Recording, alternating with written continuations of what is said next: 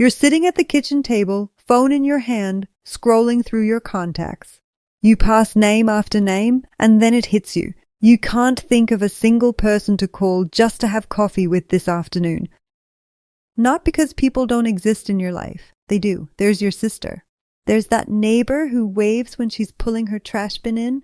There's the woman from that committee you were on 4 years ago. But someone you could actually sit across from and say, honestly, I'm having a rough week. That list got very short somewhere along the way. And you didn't notice it happening? That's the part that gets you? It wasn't some big dramatic fallout? Nobody slammed a door. Your friendships just thinned out. One friend moved to Florida. Another one got wrapped up in grandkids. Someone you used to talk to every Sunday just stopped calling, and you stopped calling back, and somehow 3 years went by. I went through this myself about 6 years ago. I'd retired. My kids were deep into their own lives. I realized I hadn't spoken to another person face to face in 4 days. 4 days. And I'm not a shy person. I'm really not.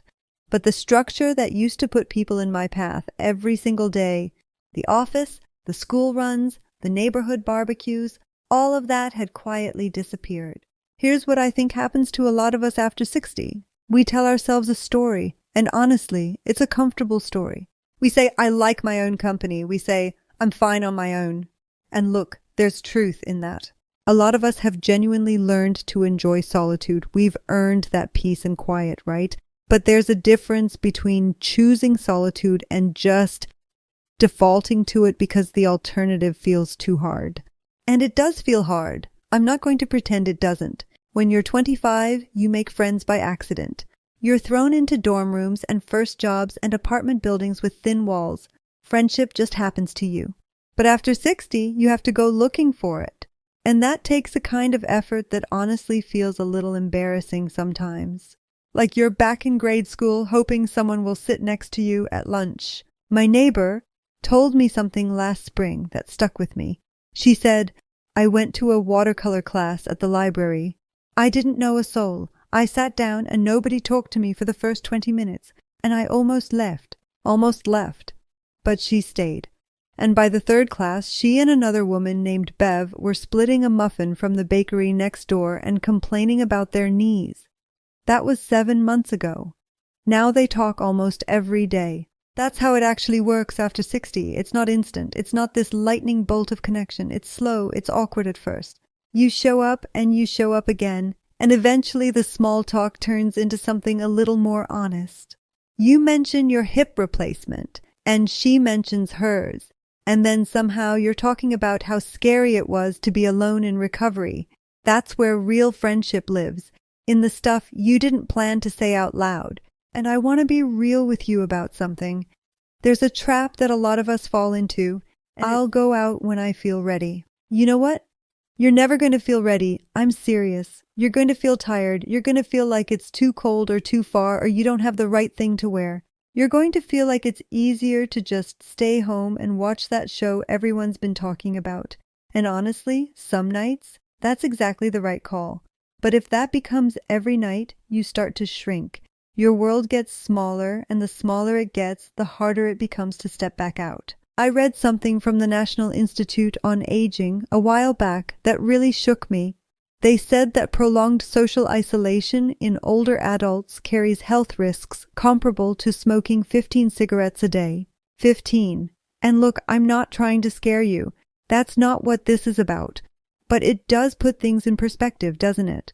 We take our blood pressure medication, we watch our cholesterol, we do our morning walks, but we don't always think of friendship as something that keeps us healthy.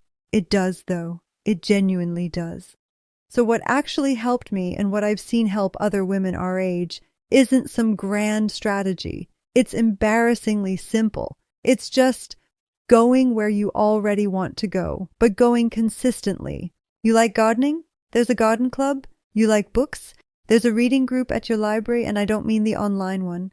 I mean the one where you actually sit in a room with other people who have strong opinions about the ending. You like walking? Find a walking group. They're everywhere now. The point isn't the activity. The activity is just the excuse to be in the same room with people who might turn out to be your people. You can't show up to one meeting of anything, feel awkward, and decide it's not for you. That first time is always weird. Everybody already seems to know each other. You feel like the outsider. That's normal. It's the second and third time that things start to shift. There's something else I want to talk about, and it might be a little uncomfortable.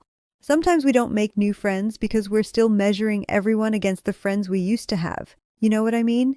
You had that one friend, maybe from your 30s or 40s, who just got you. You could finish each other's sentences, and now you're out here meeting new people and thinking, well, she's nice, but she's not Carolyn. And you're right. She's not Carolyn. She's someone new. And that relationship will have its own shape, its own warmth, if you let it. Grief has a role in this too, and I don't think we talk about that enough. Some of us have lost friends, really lost them. Not to distance or time, but to illness, to death. And when that happens, part of you closes up. You think, I can't go through that again. And honestly, I understand that. I've been there. But closing yourself off to avoid future loss also closes you off to future joy. And I think at our age, we know better than anyone that those two things are connected. You don't get one without risking the other. I want to tell you about something that happened to me recently. I was at the grocery store, nothing special, and the woman behind me in line started talking about the avocados, how they're never ripe when you need them. And I laughed.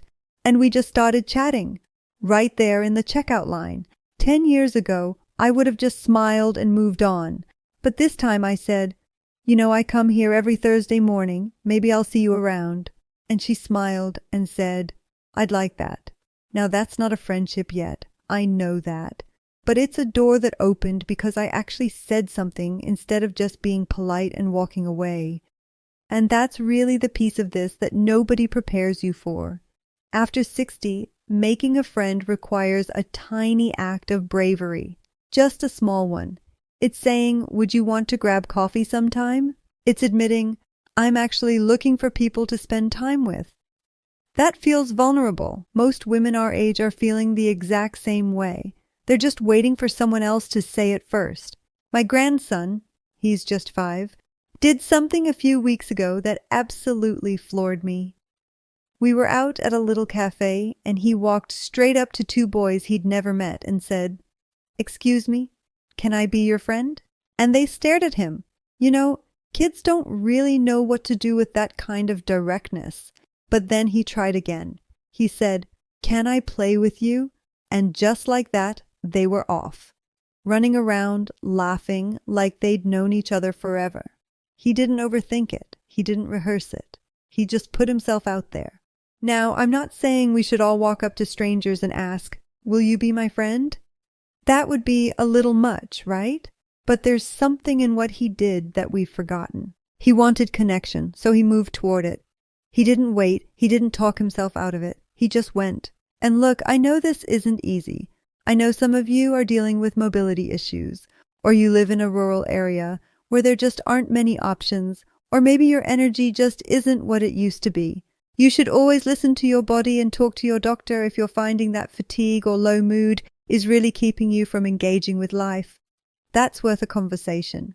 But even small connections count. A phone call, a handwritten note to someone you haven't talked to in a while, showing up to one thing this week. Just one. The friendships you're going to make at this stage of life might actually end up being some of the most honest ones you've ever had. You know why? Because we're past the pretending. We're not trying to impress anyone. We're not competing over whose kids are doing better or whose house is nicer. We've been through enough to know what actually matters. And when 2 people meet each other at that level, when you sit down with someone who's also done pretending, that's something rare. That's something worth the awkward first visit to the watercolor class. The friends I've made in the last 5 years know me better than some people I've known for 30, because I show up differently now. I don't perform friendship anymore. I don't say, "Oh, I'm fine," when I'm not. I tell the truth, and the women who stick around for that truth, those are my people. So if you're sitting there tonight or this afternoon or whenever you're watching this and you're thinking, "I don't even know where to start," start with one thing, just one. Look up what's happening at your local library this week. Check your community center bulletin board. Text someone you haven't spoken to in a while and say, I was thinking about you. You don't need a plan. You don't need to be ready. You just need to move toward people instead of away from them. And when you do find that person, and you will, when you find the one who laughs at the same ridiculous things, who doesn't judge you for eating dessert first, who calls you just to say she saw something that reminded her of you, hold on to that. Because friendship at this age isn't about having a packed social calendar. It's about having one or two people who actually see you, who know your real story. That's the whole thing, really. You're not too old for this. You're not too set in your ways. And you're definitely not the only one feeling it. There are women out there right now, right in your town, scrolling through their own contacts, wondering who to call. Maybe you're each other's answer. You just haven't met yet. Take care of yourself this week, and maybe, just maybe, take a chance on somebody new. 1, 2, 3.